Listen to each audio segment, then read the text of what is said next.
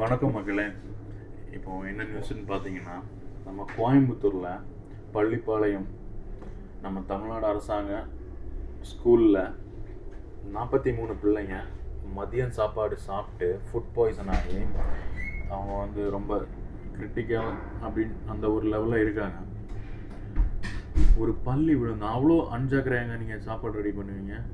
நம்ம தமிழ்நாடு அரசாங்கம் என்னங்க பண்ணுது? நல்ல பள்ளிக்கூடத்தில் பிள்ளைங்க சாப்பிட்ற இடத்துல கிச்சனை நீட்டாக வைங்க.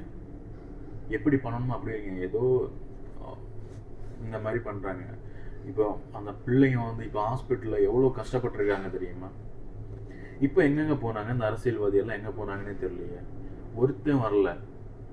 ஒரு அரசியல்வாதி கூட அந்த பிள்ளைங்களை பார்க்கறதுக்கு வரல. ஏன்? ஒரு நியூஸ் சேனலில் இந்த பிரச்சனை வரல. இந்த பிரச்சனை நியூஸ் சேனலில் வரவே இல்லை. ஏதோ 1-2 நியூஸ் சேனல்லாம் லைட்டாக சொல்கிறாங்க. எல்லாம் இப்போது அடுத்த அரசியல் இது என்னது எலெக்ஷன் வரப்போகுது, சரியா? அந்த எலெக்ஷன் வரனால தான் இவங்க இந்த பிரச்சனையை பேசாமல் இருக்காங்க. இப்போ எங்கெங்கே போனாங்க? சிஎம் எங்கே போனாங்க? அமைச்சர் எல்லாம். ஒரு அமைச்சர் அன்னைக்கு சொன்னார், ஐயோ ஜாக்கிரதையா இருங்கடா, பார்த்து பார்த்து பண்ணுங்கடான்னு. இன்னைக்கு இங்கே வந்தாரா? உடனே பார்த்தாரா? இல்லை. அதாங்க, எந்த இடத்துல அரசியல் பண்ணணும் அவங்களுக்கு தெரியும். அதனால் அங்கே தான் போவார். இப்போ டிவிகேயில் அங்கே ஏதாவது ஒரு கலவரமோ ஏதாவது ஒரு பிரச்சனை, யாராவது உயிரிழந்துட்டாங்கன்னா நேராக பெட்டி எடுத்துகிட்டு அங்கே போயிடுவாங்க. எங்கள் டிவிகே கட்சி கூட்டத்துக்கு போய், ஐயோ படித்து சொன்னேடா இப்படின்னு சொல்லி தான் சொல்லுவாங்க. அங்கே அப்போ தானே அவங்களுக்கு கொஞ்சம் ஓட்டு விடும், நியூஸில் பிரபலம் ஆக முடியும். ஏன் இந்த பாவப்பட்ட 43 பிள்ளைங்க மதியம் சாப்பாடு சாப்பிட்டு ஃபுட் பாய்சன் ஆகி ஹாஸ்பிட்டலில் இருக்காங்க. கொஞ்சமாவது யாராவது போய் பார்த்தீங்களா? இல்லை. ஏன் பார்க்கல? நிறைய நியூஸ் சேனலில் கூட வரவே இல்லை. ஓட்டா இனி ஓட்டு கம்மியாயிரும் அப்படின்னு சொல்லி தான் இந்த மாதிரி பண்ணுறாங்க. நல்ல சாப்பாடை தயவு செய்து கொடுங்க. நம்ம தமிழ்நாடு கவர்மெண்ட் ஏன் இப்படி பண்ணுது?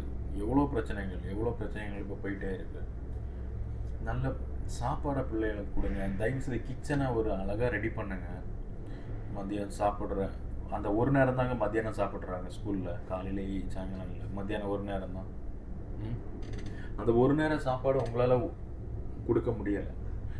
இது நம்மளோட தமிழ்நாடு அரசு பள்ளிக்கூடத்தில் கிச்சனை நீட்டாக வைங்க. கிச்சனை அழகாக ரெடி பண்ணுங்க. ஏன் அதை ரெடி பண்ண காசு இல்லையா? பட்ஜெட் இல்லையா? எவ்வளவோ இருக்குது, பல கோடி உங்ககிட்ட. பண்ணுங்க தயவு செய்து. எப்படி நடத்தணுமோ அப்படி நடத்துங்க நம்ம தமிழ்நாடு. ரொம்ப நீங்கள் மட்டும் ஹைட்டில் போயிட்டுருக்கீங்க, மக்கள் எல்லாம் தான் வந்துட்டுருக்காங்க, சரியா?